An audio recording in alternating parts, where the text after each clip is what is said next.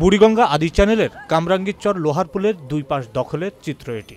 বড় বড় ইমারত সহ গড়ে উঠেছে বিভিন্ন রকমের স্থাপনা। দীর্ঘদিন আগেই তুরাগের সঙ্গে এই চ্যানেলের বন্ধন ছিন্ন হয়ে গেছে।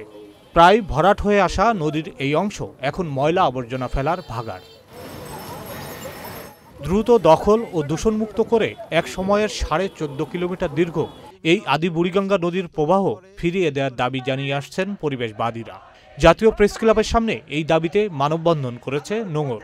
এই আদি চ্যানেল বন্ধ হওয়ার কারণে প্রবাহ ব্যাঘাত ঘটছে, তাই বুড়িগঙ্গার আদি চ্যানেলটা উদ্ধার অতীব জরুরি। যে ডাইরেক্ট যে আগে মতো যে নদীগুলো ছিল সেই নদী প্রবাহমান যেন ঠিক থাকে সে উদ্দেশ্যে আমরা এখানে অবস্থান করেছি আর কি। বর্তমান সরকারের যে চলমান অভিযান আছে সে অভিযান অব্যাহত আছে, কিন্তু সবচেয়ে দুঃখের বিষয় হচ্ছে যে আদি চ্যানেল সেভাবে এখনো দখল উদ্ধার হচ্ছে না। হাইকোর্টের নির্দেশে চলমান নদী উদ্ধার অভিযানের আওতায় আদি বুড়িগঙ্গা দখলমুক্ত করার দাবি জানানো হয় মানববন্ধনে।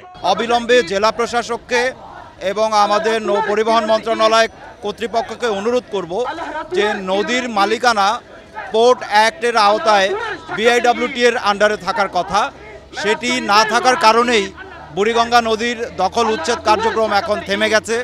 আমরা এটা অবিলম্বে এই দখল উচ্ছেদ করে এই নদীটাকে আবারও আমরা প্রবাহমান দেখতে চাই। ঢাকার সব নদীখাল পুনরুদ্ধার করা গেলে বসবাসের উপযোগী পরিবেশ ফিরে পাওয়া সম্ভব বলে মন্তব্য করেন পরিবেশবাদীরা। Zahiduzzaman, channel I, Dhaka.